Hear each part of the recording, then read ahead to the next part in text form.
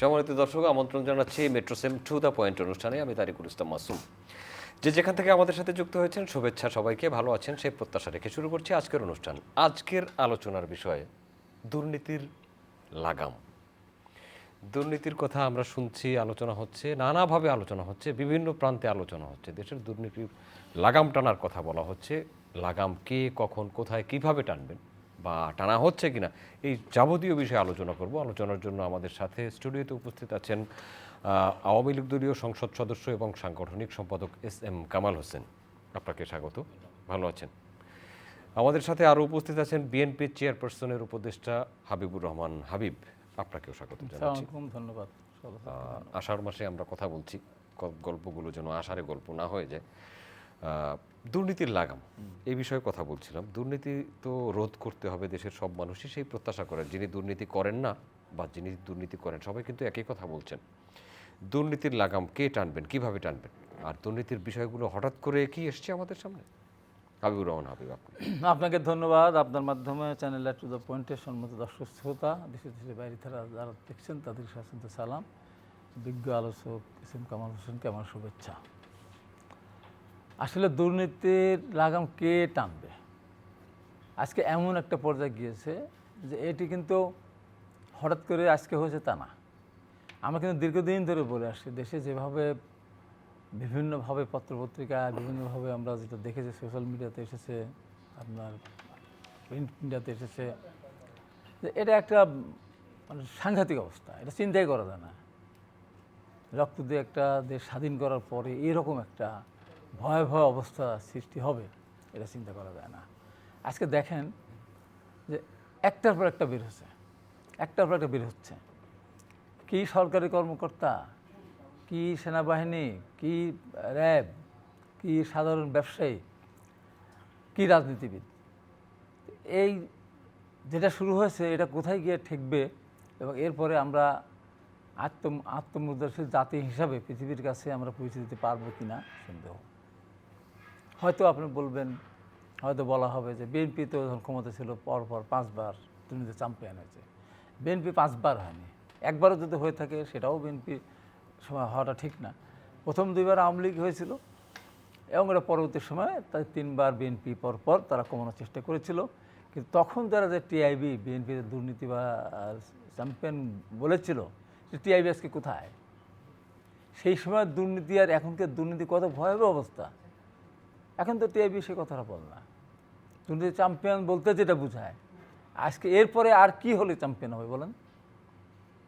আমরা চিন্তা করা যায়, যাদের কাছে আমরা নিরাপদ ভাবি, দেশের মানুষ নিরাপদ ভাবে, যারা আমাদেরকে নিরাপত্তা দিবে, যারা আমাদেরকে দেশের মানুষকে যারা শুদ্ধ হয়ে বা ভালো হয়ে চলার যারা দায়িত্ব নিয়ে কথা বলে, যারা তারা যখন মহা দুর্নীতিবাজ হয়ে যায়, তখন সেই দেশে আর কিছু থাকে না। আপনি দেখেন যে একজন আইজিপি, উনি একসময় পুলিশ কমিশনার ছিলেন, র্যাবের ডিজি ছিলেন, আইজিপি হলেন, 4 বার শুদ্ধাচার পুরস্কার পেয়েছে। মানে সরকারের গোয়েন্দা বাহিনী এত দুর্বল, তারা অত ইচ্ছা করেই তারা এই জিনিসটা সামনে নিয়ে আসে নাই। 4 বার শুদ্ধাচার প্রাপ্ত ব্যক্তি, তার দুর্নীতির সীমা আকাশ ছেড়ে গেছে। তাহলে কী করেছিল সেদিন? এবং আমাদের বাংলাদেশে আজকে আমাকে বলতেই হবে বা বলবই, সেটা হলো এই দেশের গোয়েন্দা বাহিনীতে যারা চাকরি করেন, ডিজিএফআই বলেন, এমনি গোয়েন্দা বাহিনী বলেন, আপনি এনএসআই বলেন, এসবি বলেন, যাই বলেন না কেন, আপনার এরা কোনোদিনও সরকারকে সঠিক সময়ে সঠিক নির্দেশনা বা সঠিক পরামর্শ দিতে পারে নাই। সঠিক পরামর্শ যে তারা দিত, তারা জানতো, তারা যে বুঝতো, তারা যে যোগ্যতা সম্পন্ন হতো, তাহলে 1975 ঘটতো না। যদি গোয়েন্দা বাহিনী যদি সঠিক চিত্র দেওয়ার যোগ্যতা রাখতো, অথবা তারা সেদিন জেনেও না জানার ভান করেছিলেন বলে এত বড় একটা পৃথিবীর ইতিহাসে সবচেয়ে মানে কি কলঙ্কজনক একটা ঘটনা ঘটেছিল। এই গোয়েন্দা বাহিনী যদি সঠিকভাবে সঠিক সময়ে সিদ্ধান্ত দিতে পারত, তাহলে শহীদ রাষ্ট্রপতি জিয়াউর রহমান শ্রীরাম গিয়ে ওইভাবে নৃশংসভাবে নিহত হতেন না। যদি সরকারি গোয়েন্দা বাহিনী, বিশেষ করে সেনাবাহিনীর গোয়েন্দা সংস্থাও তাকে নির্দেশ মানে সেইভাবে যদি বলতেন যে আপনার কোনোভাবেই গেলেও থাকা যাবে না। 75 যদি 15 আগস্ট আগে বলতো বঙ্গভবনে থাকা যাবে না, বাইরে থাকা যাবে না, ভয়াবহ অবস্থা, এরশাদ সাহেব যে ক্ষমতা নিয়ে নিল বিএনপির কাছ থেকে, সেখানেও সেই ধরনেরই আছে। আবার আওয়ামী লীগ যে বিএনপি যে ক্ষমতার থেকে চলে গেল, বিএনপির কাছে সেই ধরনের কোনো তথ্য দেয়নি, আওয়ামী লীগের কাছেও দেয়নি। আওয়ামী লীগ যখন পরবর্তী সময় যখন 96 সালে ক্ষমতা আসলো, 2001 সালে যারা ক্ষমতা আসতে পারলো না, এখনও সরকারকে অন্ধকারে তারা রেখেছে এবং তাদের ভিতরে গাফলিত রয়েছে। আজকে দুদক বলে না যাবেন, দুদকের আপনার যারা আইনজীবী আছে তাদের আপনি খবর নিয়ে দেখেন, দুদকের যারা চাকরি করেন তাদের আপনি খবর নিয়ে দেখেন, এনবিআরে যারা চাকরি করে তাদের দেখতেছেন একের পর এক কোন জায়গায়। আমি এই মাত্র আমি শ্যামলী থেকে বৃষ্টির কারণে মোটরসাইকেলে আসতে পারবো না বলে নিচে নামলাম, সিএনজিতে আসবো, সিএনজি পেলাম না, পরে একটা মোটরসাইকেলে আমার পরিচিত একটা ছেলের সঙ্গে আমি উঠলাম। আমার পরিচিত না, মানে আমি উঠতে গেছিলাম, আর ছেলে বলে আমার সাথে উঠেন। তো সে যখন প্রাইম মিনিস্টার এখানে এসে যখন আমি সিগন্যালে পড়লাম এবং এখানে চ্যানেল আই থেকে যখন ফোন করা হলো যে ভাই কত দূরে, আমি বললাম প্রাইম মিনিস্টার মানে বের হবেন, এই জন্য আমি অপেক্ষা করতে দান ফালি চলে আসবো। ওই সুযোগে সে আমাকে বললো যে এই মাত্র আমি একটা হাতিঝিল থেকে একজন পুলিশের এসআই তাকে নিয়ে আমি সামনে নামাই দিলাম, সে 3টা জমি দলিল করবে। তো তাহলে একটা পুরো পরিস্থিতি জিজ্ঞাসা করলো যে ভাই আপনার নামে করবো না, একটা মায়ের নামে করবো, একটা বোনের নামে করবো, একটা ছেলের নামে করবো। পুলিশ এসআই, আপনার ট্রাফিকে আপনি যান, এই যে ট্রাফিক নিয়ন্ত্রণ করে না, এরা প্রতিদিন কত টাকা ইনকাম করে। এই যে এমন কোনো জায়গা নেই যে দুর্নীতি এখানে নেই। এর কারণ হলো কি যে আপনি জানেন, লাগাম টানবে টাকা, লাগাম টানতে সরকার, কিন্তু এরা সরকারকে এমনভাবে এরা পেঁচে ফেলে রাখছে। এবং এই যে নির্বাচনগুলি যেহেতু সঠিকভাবে হয় না, এই নির্বাচন সঠিকভাবে না হওয়ার কারণে তারা মনে করে আমরা ভোট কেটে দিই বা ভোটের ফলাফল পরিবর্তন করে দিই, 7% ভোটকে 17% বানাই, 17%কে 47% বানাই, এই যে করে দিয়ে। অতএব আমরা যেহেতু রাজনৈতিক দলগুলি ক্ষমতায় নিয়ে আসে, অতএব আমাদের অধিকার আছে এই সরকারের সব কিছু ভোগ করা। আচ্ছা, আমরা এই ক্ষমতা নিয়ে আসি, কামালের কাছ থেকে একটু জেনে আসি। অনেক কথা শুনলাম, দুর্নীতির লাগাম টানা, দুর্নীতি, গোয়েন্দা সংস্থা বা আইন শৃঙ্খলা রক্ষাকারী বাহিনী যারা সরকারকে সুবিধা দেয় তারা বিপরীতে সুবিধা নেয়, এই জন্য দুর্নীতির লাগাম টানা যাচ্ছে না। এর বাইরে অনেক কথা বলেছেন।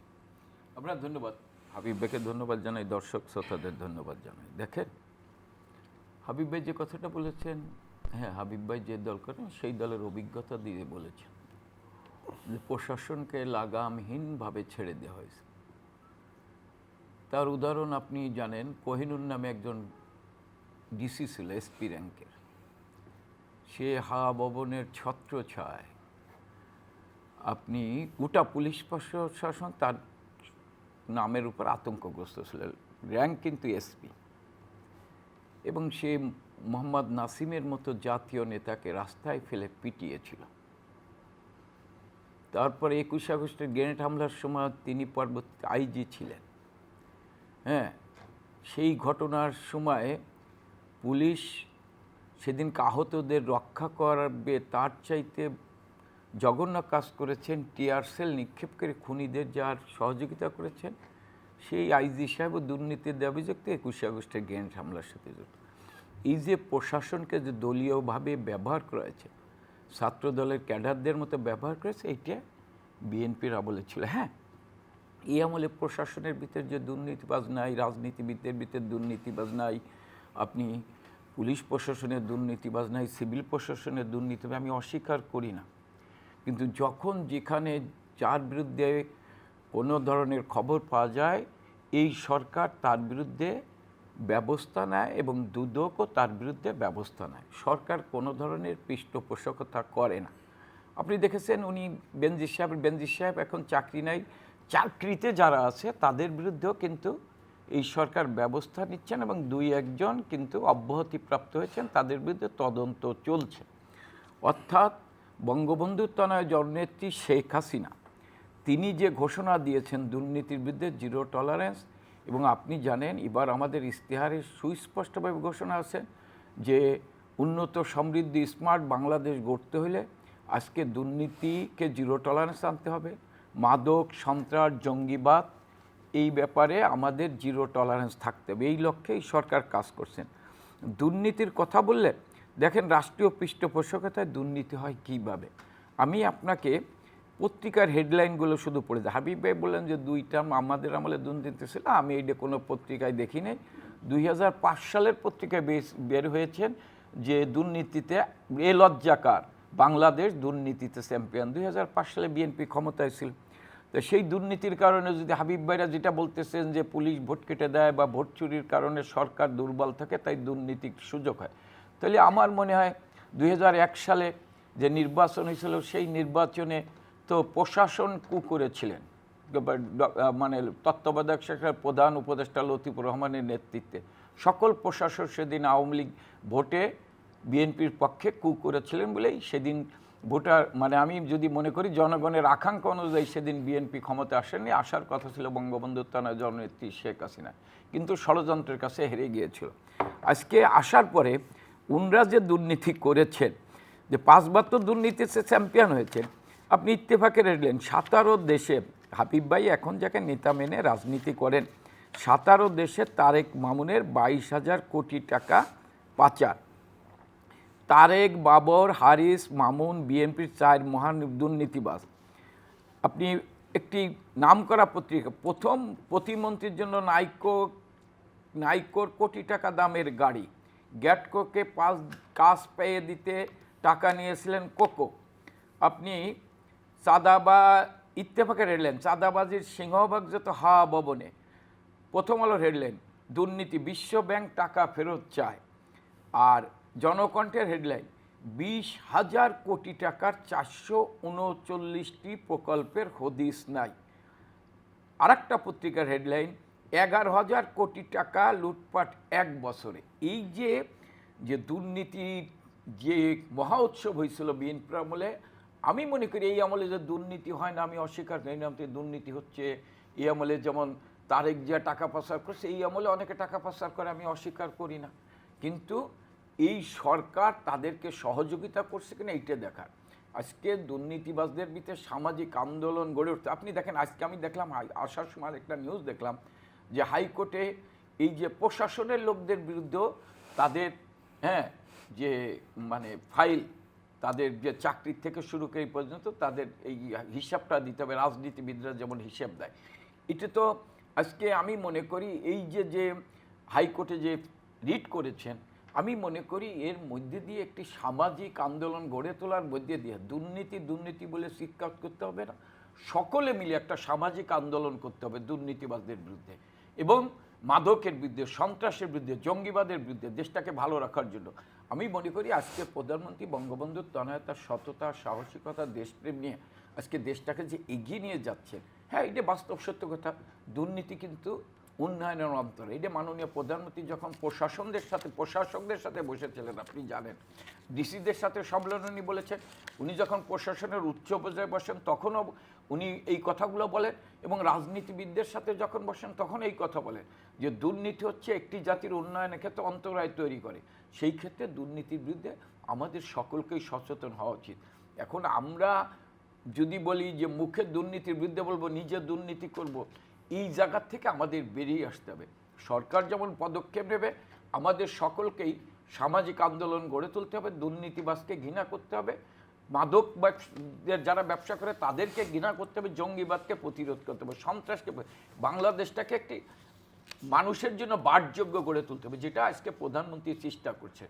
আমি মনে করি যে একজন আরেকজনের উপর আমরা দোষ দিতে পারি, কিন্তু আজকে সামাজিক আন্দোলন গড়ে তোলা উচিত দুর্নীতির বিরুদ্ধে।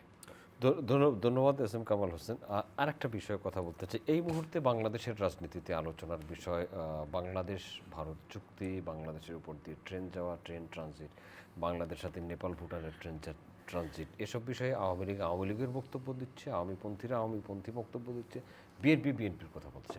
আবার বেগম খালেদা জিয়ার মুক্তির দাবিতে একটা সমাবেশ করেছে, জনসভা করেছে বিএনপি, সেখান থেকে অনেক বড় বড় কথা বলা হয়েছে, বেগম খালেদা জিয়াকে মুক্ত না করে ঘরে ফেরা হবে না, এরকম একটু রাজনৈতিক বিষয়ে আলোচনা চাই। আচ্ছা, আমি রাজনৈতিক বিষয়ে আলোচনা করে আমার ভাই কামাল হোসেন কিছু কথা বলেছেন, সেগুলি আমি সুন্দরভাবে উত্তর দিতে চাই। প্রথম কথা, বেগম খালেদা জিয়াকে বিদেশে চিকিৎসায় পাঠানোর জন্য আমরা একটা সমাবেশ করেছি, আগামী 3 তারিখে আবার জেলাতেও আছে। তা আমাদের দাবিটা কি? আমাদের দাবিটা হলো বেগম খালেদা জিয়াকে অন্যায়ভাবে সাজা দেওয়া হয়েছে, যার সাথে কোনো সম্পর্কিত নাই, ওনার কোনো সিগনেচার নাই, কিচ্ছু নাই। তাহলে আজকে যে প্রাইম মিনিস্টার এই যে দেশে যে দুর্নীতি হচ্ছে, অনেক প্রকল্প অনুমোদন দিচ্ছেন উনি, দুর্নীতি করতেছিল নিচ লেভেলের লোকেরা, তাহলে এই সমস্ত মামলাকে আসামি প্রাইম মিনিস্টার হচ্ছেন? যদি এখন দুর্নীতি হচ্ছে, টাকা লুটপাট হয়ে যাচ্ছে, আর বেগম খালেদা জিয়ার ব্যাপারে যার কোনো রকম সম্পৃক্ততা নাই, এবং এই ভুলটা করেছিল কামাল উদ্দিন সিদ্দিকরা, ডক্টর কামাল উদ্দিন সিদ্দিক, যখন ম্যাডাম খালেদা জিয়া 91 সালে রাষ্ট্র ক্ষমতাতে এসেছিলেন, সরকার গঠন করার পর উনি কুয়েতে গেছিলেন। কুয়েতের আমির জিয়া রহমানের নামে কিছু অবকাঠামো তৈরি করার জন্য 4,61,00,000 টাকা তখন বাংলা টাকা হয় দিয়েছিল। সেই টাকাটা সৌদি ব্যাংকের মাধ্যমে, একটা ব্যাংকের মাধ্যমে, যদি সরকারি টাকা হতো তাহলে বাংলাদেশ ব্যাংকে যেত, যেহেতু ব্যক্তিগত টাকা সেহেতু সৌদি একটা ব্যাংক থেকে সোনালী ব্যাংকে একটা অ্যাকাউন্ট করেছিল। এই অ্যাকাউন্ট করার সময় গণ্ডগোলটা যত পড়েছিল কামালউদ্দিন সিদ্দিকী, সেটি হল এই, যখন এটা মার্চ মাসে যখন এই চেক অ্যাকাউন্টটা খোলে সোনালী ব্যাংকে, তখন বেগম খালেদা জিয়া প্রধানমন্ত্রী ছিলেন নামে মাত্র। তখন দেশে রাষ্ট্রপতি শাসিত সরকার ছিল। রাষ্ট্রপতি শাসিত সরকারের সময় প্রধানমন্ত্রীর কোনো ক্ষমতা থাকে না, প্রধানমন্ত্রীর নামে কোনো অনুদান নিতেও পারে না, দিতেও পারে না, কোনো ফান্ডও হতে পারে না, যা কিছু হবে রাষ্ট্রপতির নামে। সেখানে তারা ভুল করে, যেহেতু ব্যক্তিগত ফান্ড টাকা এখানে তারা করতে পারত। জিয়া রহমান এখানে অ্যাকাউন্টটা করেছিল কি জানেন, যেটা আমরা না জেনে অনেক কথা বলে, অ্যাকাউন্টটা করেছিল prime ministers orphanage fund, prime ministers orphanage fund, যেটা কোনোভাবেই করা উচিত হয়নি। এটা জিয়া রহমানের নামে বা অন্য নামে করতে, যেহেতু টাকাটা সরকারি টাকা না, এটা প্রাইম মিনিস্টার নামে হয়ও না।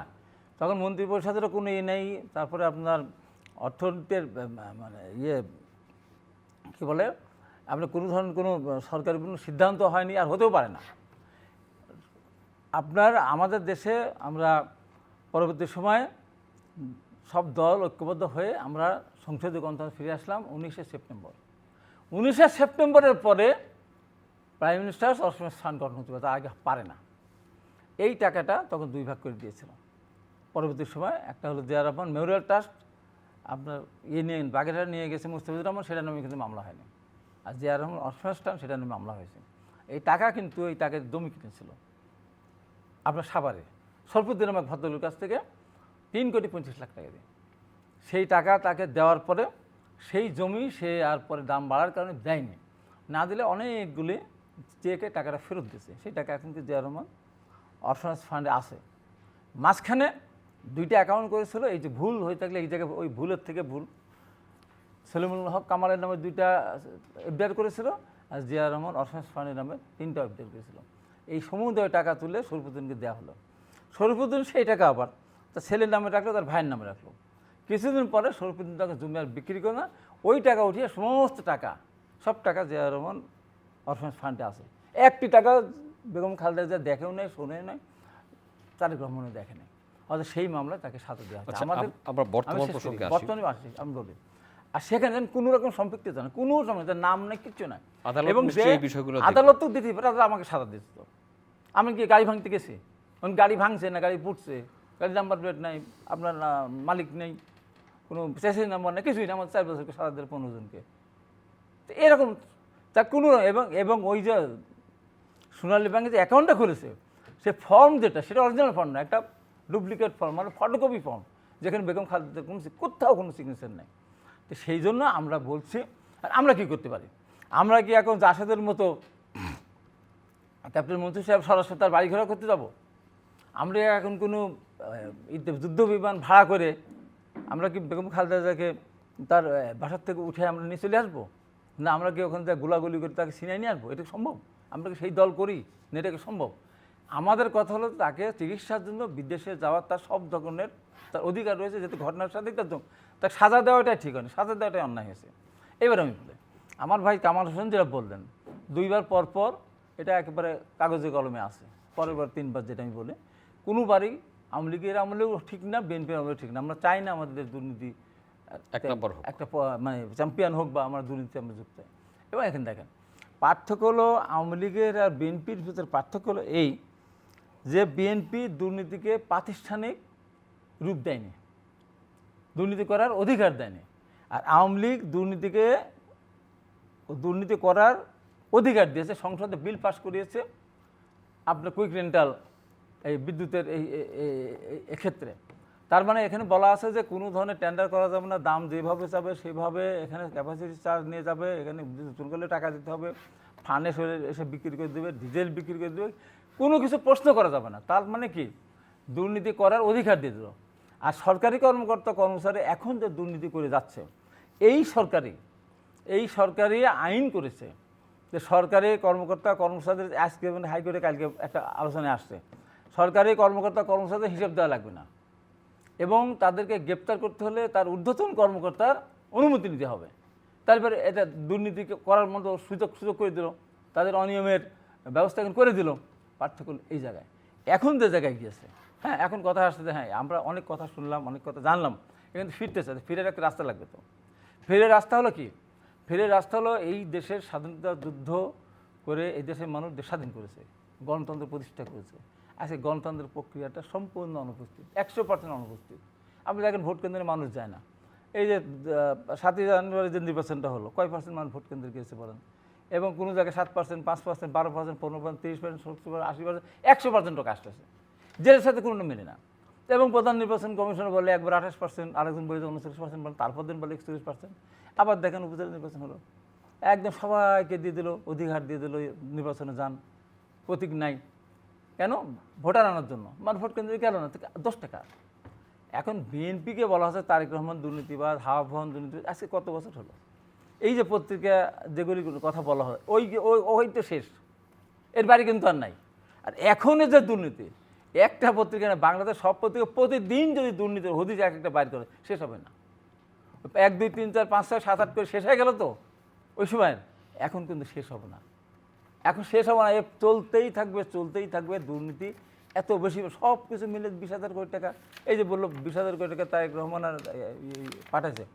আরে বাংলাদেশের বাজেটই ছিল তখন কয় হাজার কোটি টাকা, সর্বশেষ বাজেট দিয়ে গেছিল কত 63,000 কোটি টাকার মতো। এই যে তারপরে মইনুল আহমেদ নামে একজন আসছিল, আরেকজন বিশ্বাসঘাতক সেনাপ্রধান, উনি এসে বললেন একদিন, আমি শুনলাম কি বক্তৃতা দিয়ে যাচ্ছে যে বিএনপি এখান থেকে 20,000 কোটি টাকা লুট করেছে।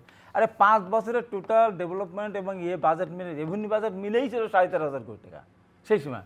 আরও বলে 20,000 কোটি টাকা খাম্বা থেকে চুরি করেছে। খাম্বার কয় টাকা? লজ্জা পাবে তো, খাম্বা করে তো, খাম্বা কয় টাকা, কত কোটি টাকা খাম্বার টেন্ডার হয়েছে, এটা কি বলতে পারবো? বলে কোন দিন 80 কোটি টাকা।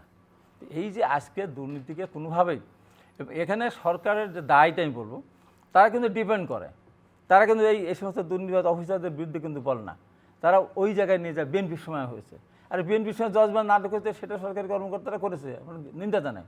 আলামত মুছে ফেলেছে, সেটাও নিন্দা জানায়। সেই আলামতের মধ্যে ছিল শাপলা চত্বরে বেনজির আহমেদ যখন আপনার ডিএমপি কমিশনার, তো সেখানে মুছে ফেলতে। তো আমি ওটাও তীব্র নিন্দা করি, এটাও তীব্র নিন্দা করি। প্রশাসন কিছু কিছু কাজকর্ম করে যেটা অনেক সময় সরকার বিব্রত বোধ করে, এমন কাজ করে বসে। হ্যাঁ, তারপর সরকার করার কিছু থাকে না। তো সরকার তখন মনে করে যে এদের বাইরে আমার যাওয়ার কোনো সুযোগ নেই। আজকে যে জায়গায় চলে গেছে, বেঞ্জি চিন্তা করেন, আপনার 4 বার পাসপোর্ট করলো বেসরকারি প্রতিষ্ঠানের অফিসার হিসাবে।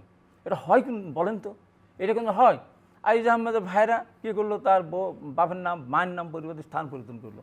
তার স্ত্রীরা পাসপোর্ট করলো তার স্বামীর নাম পরিবর্তন করে। এই সমস্ত জঘন্য লোকজন যখন দেশ শাসন করে, দেশের মানুষের উপরে যখন নির্যাতন করে, তখন বলার কিছু থাকে। এখন দেখেন, আমি আজকে এখানে আমি আবারও বলতেছি, এই যে যতগুলি ডিআইজি বের হচ্ছে একের পর এক,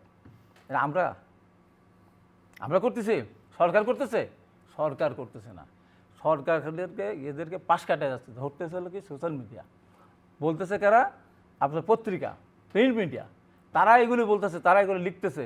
এই যে এক একজনের সম্পদের হিসাব দিতে পারতেছে না তারা, এত সম্পদ তারা চুরি করেই যাচ্ছে তারা। এমনকি কে যেন বললো সেদিন, ওই ব্যাসটা সুমন বলতেছে বেনজির আর কেদিন সুযোগ পেলে সব জমি কিনে ফেলতো, শেষ পর্যন্ত টঙ্গীপাড়া বঙ্গবন্ধুর মাজারে যেতে গেলে আমাদের তার জমির বুদ্ধি যাওয়া লাগতো। এই যে বেপরোয়া, যে তার নিজের নৈতিকতা নাই। বলতে পারেন আপনি এত বড় একজন অফিসার, ডিএমপি কমিশনার, র্যাবের ডিজি, আপনার আইজিপি হওয়ার লাল পাসপোর্ট, একটা সম্মানজনক একটা পাসপোর্ট। এই যে আজকে এস.এম. কামাল হোসেন এমপি হয়েছে, তার আগে কী পাসপোর্ট ছিল? সবুজ পাসপোর্ট, সে তো সরকারি চাকরি করতো, নীল পাসপোর্ট আছে না, এখন তার লাল পাসপোর্ট।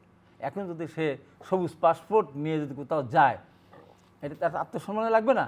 সে কোনোদিন এটা করবে না। কিন্তু বেনজির আহমেদিরা করেছে। এই সমস্ত দুর্নীতিবাদদের আজকে এমন জায়গায় এরা চলে গেছে, এখানে মানে একেবারে কোনটা আপনি ধরবেন, আচ্ছা, কোনটা আপনি বাদ দেবেন। আমরা ভিন্ন একটা এখন বিষয় আপনার ভিন্ন, আমি শেষ করে দিই, জিজ্ঞেস এখন করেছি। কারা করেনি এটা খুঁজে পান, করছে কারা খোঁজার দরকার না, সবই 2-4 জন বাদ আছে, সেগুলো খুঁজে পাবেন কারা কারা করেনি। হ্যাঁ, অন্য কিছু। এস এম কামাল হোসেন অনেকগুলো কথা এখানে বলে হাবিব ভাই একটা কথা স্বীকার করলেন যে হ্যাঁ, জিয়া রহমান চ্যারিটেবল ট্রাস্টের নামে যদি টাকা আসতো সেই টাকা তারা খরচ করতো। টাকাটা আসছে কিন্তু প্রধানমন্ত্রীর ত্রাণ তহবিলে। প্রধানমন্ত্রীর ত্রাণ তহবিলের টাকা কিন্তু ট্রাস্টের নামে দিতে পারে না। সেটা আমি এই ব্যাখ্যায় যাব না, শুধু এইটুক বলতে চাই যে এই টাকা নেওয়ার কারণেই মামলা কিন্তু বঙ্গবন্ধু থানা জননেত্রী শেখ হাসিনার সরকার করেনি, করেছেন বেগম খালেদা জিয়ার প্রিয় মঈনুদ্দিন ফখরুদ্দিনরা। এবং আদালত কি বলেছেন, আদালতে যখন ওনারা আপিল করতে গিয়েছেন খালেদা জিয়ার মুক্তির জন্য হাইকোর্টে, তখন হাইকোর্ট 3টা নির্দেশনা দিয়েছেন বেল না দিয়ে, যে এই মামলার অপরাধের ধরন হচ্ছে রাষ্ট্রীয় সর্বোচ্চ পদে থেকে ক্ষমতার অপব্যবহার করা। আইনের যে ধারায় খালেদা জিয়াকে সাজা দেওয়া হয়েছে তা ছিল সর্বোচ্চ সাজা। 3, চ্যারিটেবল মামলার আপিল শুনানির যাবতীয় নথি ইতিমধ্যে হাইকোর্টে চলে আসে, তা আপিল শোনানোর জন্য প্রস্তুত। আপিল শোনানোর জন্য যখন প্রস্তুত, বেল যখন দেয় নেই, তখন ওনাদের আপিলের জন্য আপিল শুনানিতে ওনাদের খালেদা জিয়ার মামলা নিয়ে মুভ করা উচিত ছিল, করেনি। ওনারা খালেদা জিয়াকে নিয়ে আন্দোলন করছেন রাজনৈতিক ফয়দা লুটার জন্য, কর্মীদের সহানুভূতি পাওয়ার জন্য। যদি ওনারা খালেদা জিয়ার সত্যিকারের মুক্তি চাইতো, তাহলে 2018 সালের নির্বাচন ওনাদের মূল এজেন্ডা হওয়া উচিত ছিল খালেদা জিয়ার মুক্তি। কারণ কোনো রাজনৈতিক দল তার প্রধানকে 1-11 সময় বঙ্গবন্ধু থানাকে জেলে রেখে সেদিন নির্বাচনে যাওয়ার একটা ষড়যন্ত্র হয়েছিল। সেদিন আওয়ামী লীগের তৃণমূলের নেতাকর্মীরা বলেছিল নো হাসিনা নো ইলেকশন, এবং বঙ্গবন্ধু থানার মুক্তি ছাড়া ইলেকশন জানে মুক্তি দিতে বাধ্য হয়েছিল।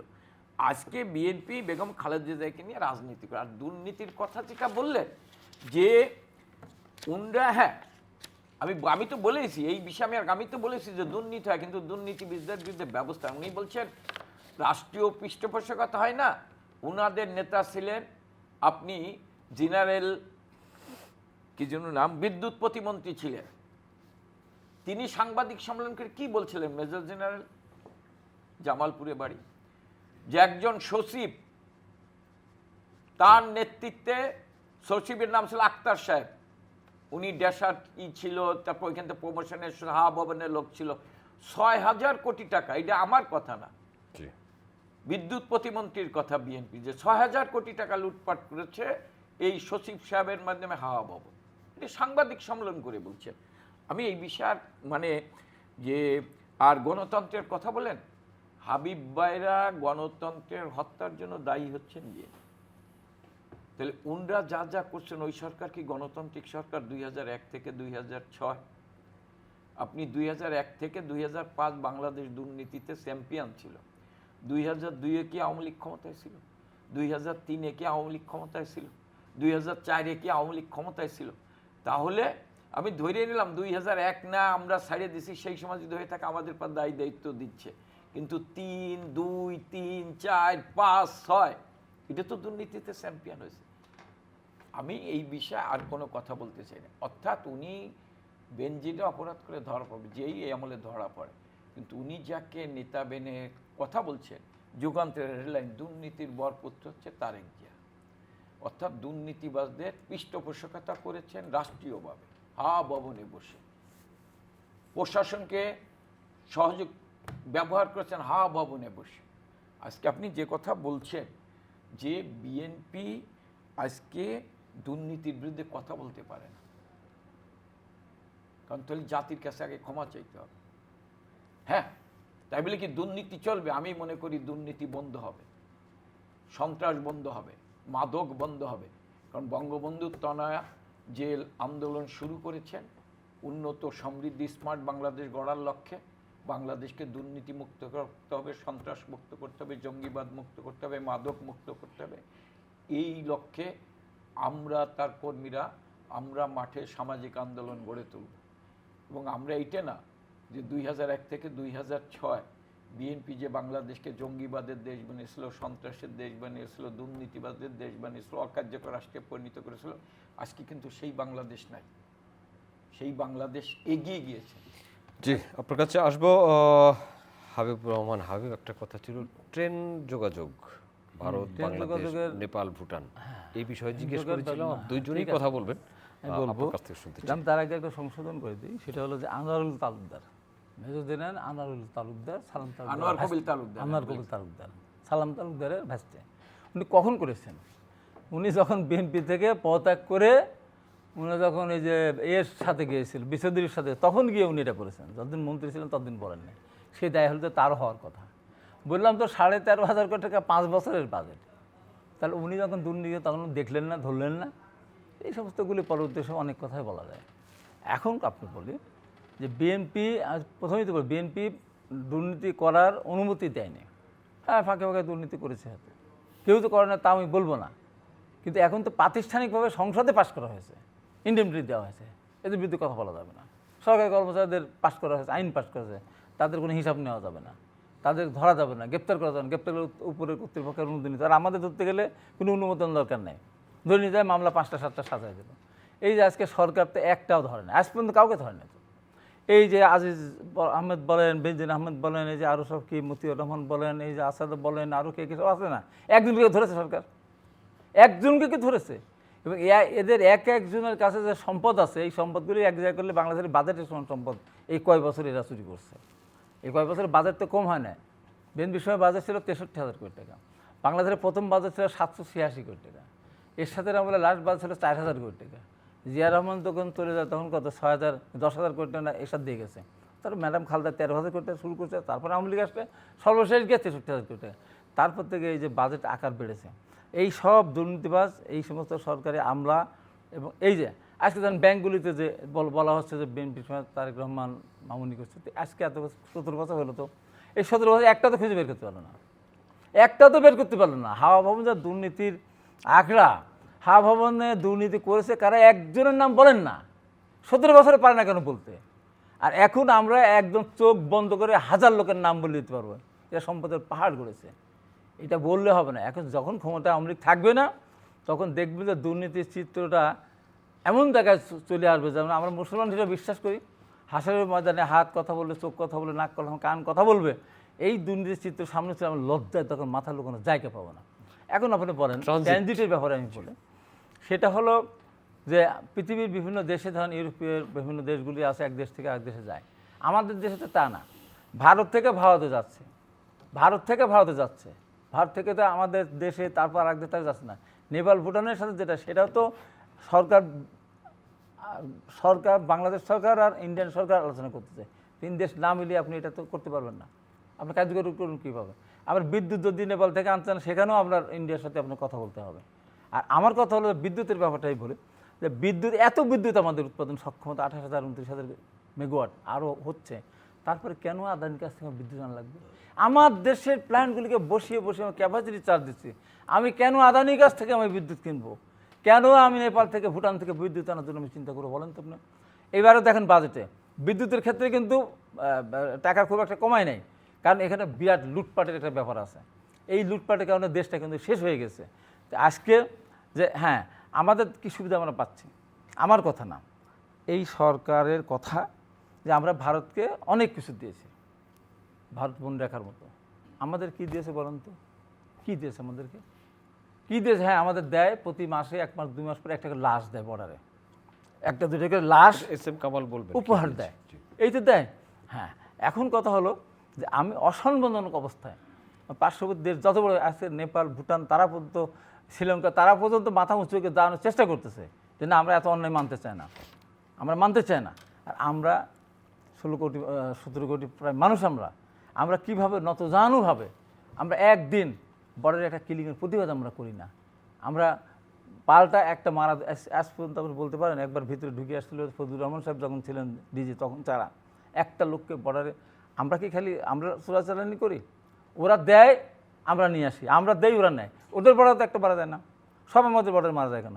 তার কারণ আমরা এত নতজানু আমাদের পররাষ্ট্রনীতি। এইভাবে একটা দেশ। আমি দেখেন, নতজানি পররাষ্ট্রনীতি, যা কিছু আদা হয়েছে বঙ্গবন্ধুর তলে শেখ হাসিনা প্রধানমন্ত্রী হওয়ার পর আদা হয়েছে ভারতের কাছ থেকে। বিএনপি বঙ্গবন্ধু হত্যা করার পর জিয়া থেকে খালেদা জিয়া, যারা 28 বছর ক্ষমতায় ছিল, তারা কি এনেছেন? জিয়াউর রহমান একটা প্যান্ট পিস উপহার পেয়েছে, এরশাদ সাহেব 2টে গাবি উপহার পেয়েছে, খালেদা জিয়া পুশব্যাক করেছেন, আর মই আহমেদ গিয়েছিলেন একটা ঘোড়া উপহার পেয়েছেন। 2075 সালের 15 আগস্ট বঙ্গবন্ধুকে হত্যা করার পর জিয়াউর রহমান ABM আব্বাস এটিকে পাঠিয়েছিলেন ভারতে। বঙ্গবন্ধু 44,000 কিউসেক বঙ্গবন্ধুর সরকার পেত, উনি 24,000 ছেড়ে দিয়ে 20,000 কিউসেক পানি এনেছিলেন। 80 সালে জিয়াউর রহমান গিয়েছিলেন একটি সম্মেলনে। সেদিন দৈনিক হিন্দুর পত্রিকার সঙ্গে সাক্ষাৎকারে তিনি বলেছিলেন ফারাক্কাবাদ ভারতের আভ্যন্তরীণ বিষয়, পারেননি কিছু করতে। বেগম খালেদা জিয়া গিয়েছিলেন, তিনি বললেন ফারাক্কার চুক্তির কথা ভুলে গেছেন। 92 সালে আপনার যোগাযোগ মন্ত্রী ছিলেন কর্নেল ওলি, তিনি একটা সমঝোতা স্মারক করেছিলেন, তিনি বলছেন ট্রানজিট পাবে। এবং 2001 সালে নির্বাচনের আগে উচ্চ পর্যায়ের একটি বিএনপি প্রতিনিধি দল ভারত সফরে গিয়েছিলেন। 26 আগস্ট টাইমস অফ ইন্ডিয়া জানায় বিএনপি নেতা রিয়াজ রহমান জানিয়েছেন বিএনপি ক্ষমতা গেলে বাংলাদেশ ভারতে গ্যাস রপ্তানি করবে, বাংলাদেশ ভারতের পণ্য উন্মুক্ত করা হবে এবং ট্রানজিট বাংলাদেশে ভারতের সব ট্রানজিট সুবিধা দেওয়া হবে ক্ষমতায় যাওয়ার জন্য। এবং অর্থমন্ত্রী সাইফুর রহমান কি বললেন 2001 সালের পর নির্বাচনের পর, যে সাংবাদিকরা প্রশ্নের জবাব বলেন সরকার ভারতে গ্যাস রপ্তানি করে মাটির নিচে গ্যাস ফেলে রেখে লাভ কি? আর মোদিবাবু ক্ষমতায় আসার পরে বিএনপি মিষ্টি বিতরণ করছিলেন, ভারতের আনুকূল্য পাওয়ার জন্য এখনও কোনো কাজ নাই। কিন্তু বঙ্গবন্ধু তা না, 96 সালে রাষ্ট্রীয় ক্ষমতা আসার পর 6 মাসের মধ্যে গঙ্গার পানি চুক্তি করেছেন। বঙ্গবন্ধু তা না, ক্ষমতায় আসার পর যেটা জিয়া এরশাদ খালেদা জিয়া পারে নাই, সীমান্ত চুক্তি ছিটমহল চুক্তি করেছেন। শান্তিপূর্ণভাবে আপনার আদালতের মাধ্যমে আপনি কি আপনার সমুদ্র বিজয় করেছেন, বঙ্গবন্ধু সমুদ্র সীমা সেইটা বিজয় করেছেন। আজকে দেখেন যে ভারতের সাথে যে সমঝোতা স্মারক হয়েছে, সেখানে কি হয়েছে? ভারত শুধু ট্রেন নিয়ে যাবে নাকি ভারতের ভিতরে আমরা নেপাল ভুটানও ট্রেন নিয়ে যাব, এই আলোচনা তো হয়েছে। আজকে বিএনপি যে মির্জা ফখরুলের যে কথা বলেন, এটা আমার কাছে মির্জা ফখরুলের কণ্ঠ হচ্ছে পাকিস্তান আমলে সেদিন মুসলিম লীগাররা যে কথা বলতেন বঙ্গবন্ধু 6 দফা দেওয়ার পরে, যে এটা ভারতের দালাল, বাংলাদেশকে ভারতের অঙ্গ বানাতে চায়। বঙ্গবন্ধু হত্যা করার পর বিএনপি জিয়াউর রহমানের নেতৃত্বে বিএনপি জামাত সাম্প্রদায়িক শক্তি এক হয়ে যুদ্ধ অপরাধী একে, যেমন আওয়ামী লীগের বিরুদ্ধে অপপ্রচার করেছে যে আওয়ামী লীগ ক্ষমতা গেলে দেশ ভারত হয়ে যাবে। হ্যাঁ, এই অপপ্রচারের অংশ আপনি মনে আছে ফারাক্কা চুক্তি মানে সীমান্ত শান্তি চুক্তি হওয়ার পর, পার্বত্য শান্তি চুক্তি হওয়ার পর বেগম খালেদা জিয়া বলেছেন ফেনী পর্যন্ত ভারত নিয়ে যাবে।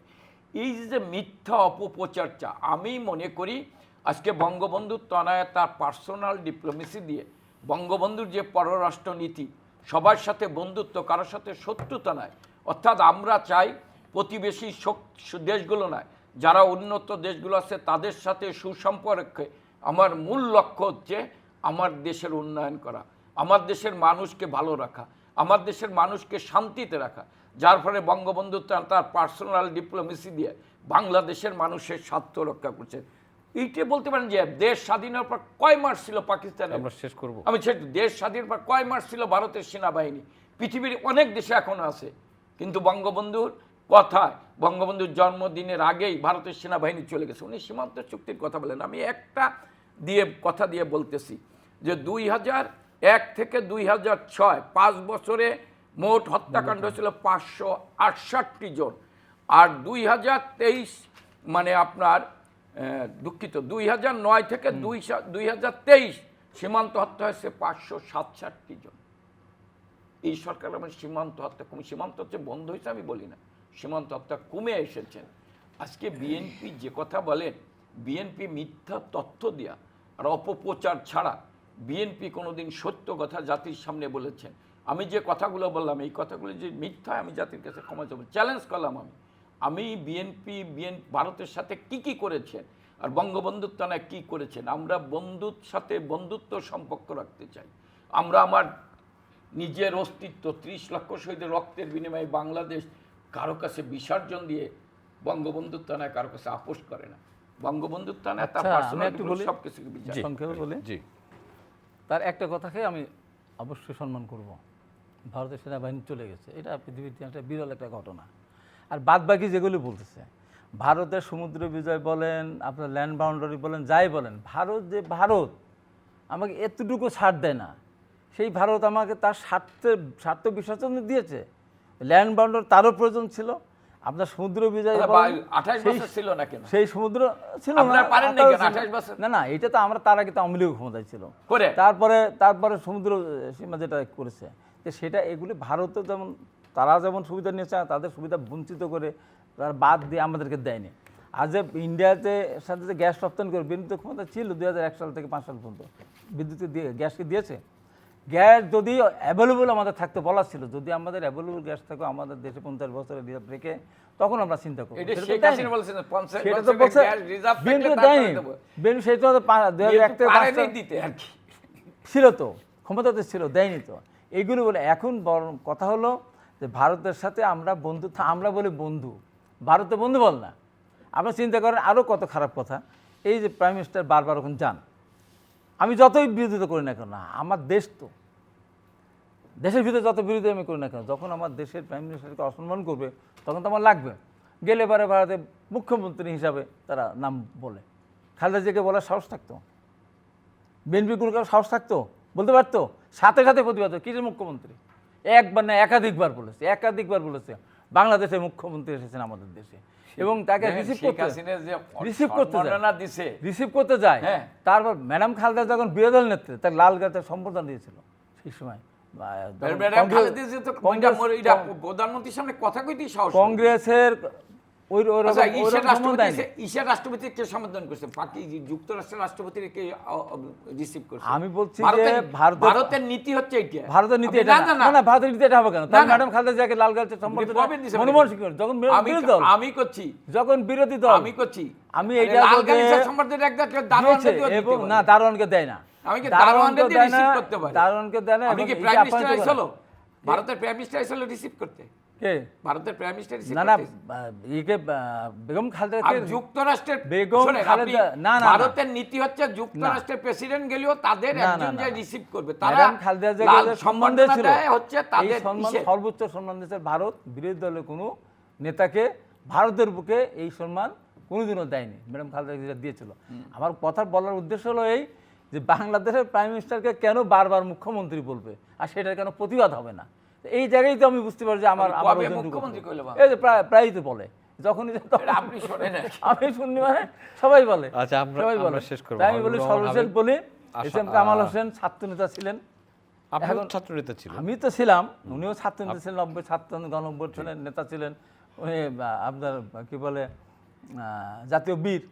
ওনাকে বলবো যে এখন এই সব বাদ দিয়ে একটা দেশে গণতান্ত্রিক সমাজ ব্যবস্থা ফিরিয়ে আনার জন্য একটা ভোটের ব্যবস্থা করেন। ভোটের ব্যবস্থা তো আছে, এইটা করেন, এই ভোটের ব্যবস্থা আছে। এই ব্যবস্থা না, ভোটের তো জনগণ যেন সবাইকে ভোট দিতে পারে সেই ভোটে সবাইকে আসতে হবে, তাহলে ভোটের ব্যবস্থা। যত আপনি যদি না- কথাই বলা বলুক না আপনার কেন, জিতা কনফার্ম না, কত ভোটে বলে- আসতে হবে না। না না, আমরা জিতার জন্য বলি না, তো আমরা বলছি মানুষ ভোট দিতে পারে, কিন্তু মানুষ ভোট কেন্দ্রে যাই না, মানুষ সেই ভোট জায়গায় আসতে হবে। আপনাকে অসংখ্য ধন্যবাদ। সেই জায়গায় আসতে ভোট হবে। কেন্দ্রে যায়, হাবিব, ভোট অসংখ্য কেন্দ্রে যায়। ধন্যবাদ। সম্মানিত দর্শক, এতক্ষণ আমাদের সাথে ছিলেন, অসংখ্য ধন্যবাদ আপনাদেরকে। দেখা হতে পারে আগামী অনুষ্ঠানে, সেই অনুষ্ঠান দেখার আমন্ত্রণ রইল। সবাই ভালো থাকবেন।